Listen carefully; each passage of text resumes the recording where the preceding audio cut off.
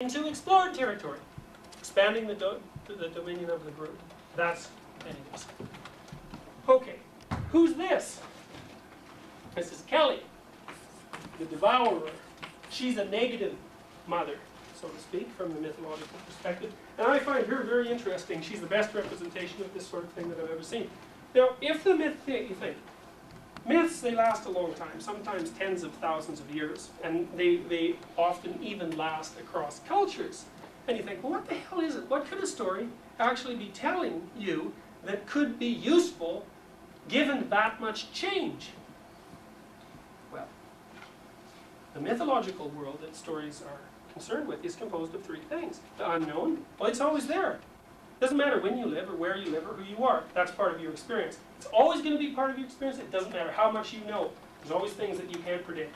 The more you know, well, the more potential problems there are, because knowledge in itself even breeds new problems. That's always there. The fact of culture is always there. Right? I mean, the cultures may change, but the fact that there's culture and that you're a product of culture and that you have to add to it or at least establish some relationship to it, that it protects you and creates you and that you contribute to it, that never changes. And the fact that you're the intermediary between those two forces, that never changes. And that's what myth describes, those three things. This is a representation of the unknown. The unknown is also, as well as being the thing that gives rise to everything, it's also the thing that destroys everything. It's the things that we cannot control that in the final analysis lead to our demise. It's our ignorance that causes our death, in a sense. We just can't stop some things. We can't stop aging. We can't stop disease. We can't stop starvation. Those are all things that we haven't got a grip on. They're all things that are still unknown and unpredictable, and sooner or later they get us. Let's look at Kelly. So the first thing I'd like to say is that I said the unknown automatically frightens us. There are other things that automatically frighten us more or less. There's some dispute about this in the behavioral literature. There are things that you can learn to become afraid of very easily. Spiders, snakes, fire, blood, skeletons, disembodied bodies. I mean, those are all elements of horror movies. It's pretty obvious that people are more or less afraid of them. It's not that difficult to figure out why. The only debate in the psychological literature is whether those fears are actually innate or whether you have to acquire them through very brief exposure. It doesn't matter as far as I'm concerned. The point is that those things might be regarded as extraordinarily appropriate representatives of the unknown. What's myth trying to do? It's trying to encapsulate behavioral wisdom. Under what circumstances, in what world? Well, the answer to that is in the world that's composed of the unknown, the known, and the mediating force. If you have to adapt to the unknown, which you have to do, the thing to do, logically, say you have an infinite amount of time at your disposal, is to come up with a representation of what the unknown is. A strange thing to do because you don't know what it is. So the question is, how the hell can you represent it? But the one thing you do know about it that's always the case is that it makes you afraid and it makes you curious. So if you want to make a representation of it, then you use those things that you do know something about that either make you afraid or curious. So let's look at this figure. A figure to whom at some point in history, and not so long ago, human sacrifices were actually offered. We're going to look a little bit at the reasons for that. This is Kelly. She is the thing that everything goes back to. She's a representative of the unknown. Well, let's look at her. Now, she's something that produces religious devotion in those who apprehend her presence. Seizure of meaning, fundamentally, which you could assimilate to a religious experience.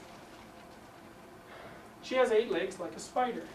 She spins the web of fate. That's the reason. The web is made out of fire. Her hair's on fire, too, by the way. She sits in the middle of that web. She has a headdress of skulls and usually has a snake around her waist.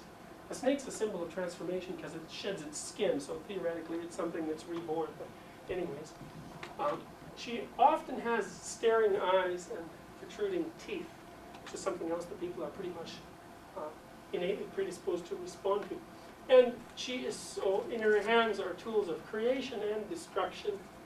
And she's simultaneously giving birth to this gentleman and eating him. But that is a symbol of that. And I would say, well, okay, now you understand two things. You understand that you have an innate response to the unknown, that it's a permanent constituent element of experience from the perspective of emotion. And if you look at a figure like that, then you can get some apprehension of what it is that people are trying to avoid contacting when they attempt to maintain things predictably. Okay, and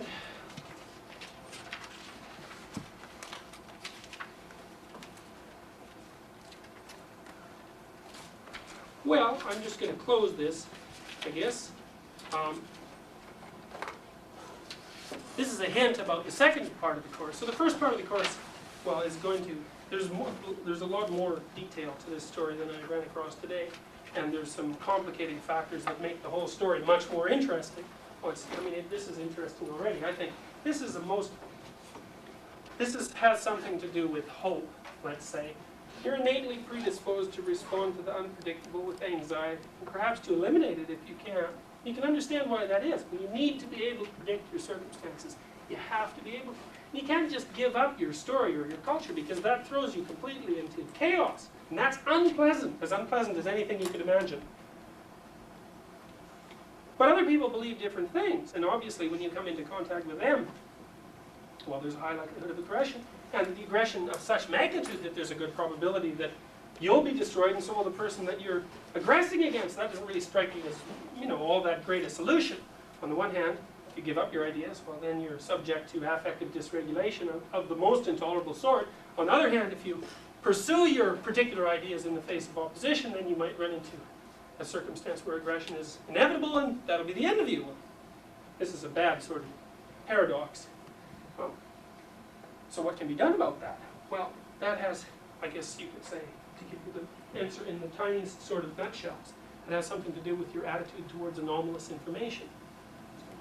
You have the highest likelihood of not falling into this sort of trap if, when something unexpected happens to you, you register it and you explore to see why it was that you were wrong, to accept the fact of the anomalous information and to explore it. This is a neat figure, and I'll close with the discussion, just a brief discussion of this. That's a bodhisattva. It's an Eastern image that I suppose you could assimilate to some degree to Christ in the West. It's an image of the hero, and the hero is the intermediary process between the known and the unknown. Hero is some person who goes out where it's frightening. See this in dragon stories. I should have mentioned that when I should. Dragons, they live in the bottom of a mountain and they sit on a treasure. And if you want the treasure, you go out of your community that's threatened by the dragon. If you want the treasure, you go to its lair, you overcome the dragon, and bring back the treasure.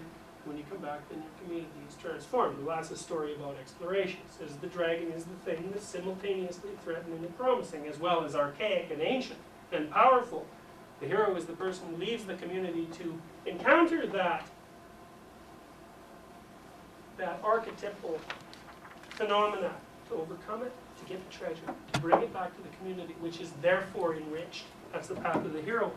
This is a very interesting image.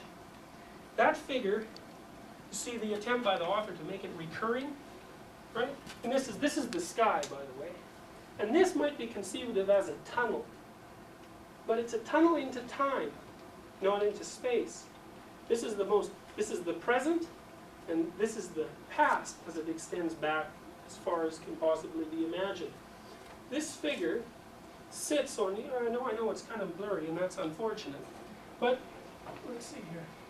See these figures at the bottom? These are figures that are very much like Kelly. Same sort of thing. And this representation is this figure triumphing, in a sense, over this figure. And this, well, this is surrounded by fire as well. Again, that's a symbol of transformation. This is an attempt to portray the fact that the pattern of behavior that is characteristic of the hero is something that constantly recurs through time. That's an archetype from the Jungian perspective. It says the fact of exploration and the tendency for exploration. That's an inbuilt part of the human psyche. It's biologically predicated. It's part of the apparatus that you inherit, so to speak. And it's nothing to do with inherited memories or anything that abstract. It just has to do with the fact that that's the sort of creature you are. You always serve as the intermediary between unexplored territory and explored territory, and that's true no matter where you live. This is a figure that Well, that is a drawing that attempts to represent that idea pictorially. It's a very complicated idea. Most religious traditions, perhaps without exception, of course there's always exceptions, are predicated on the notion that identity with this figure, identification with this figure, is necessarily at the core of proper human adaptation. And without that identification, then chaos will necessarily reign.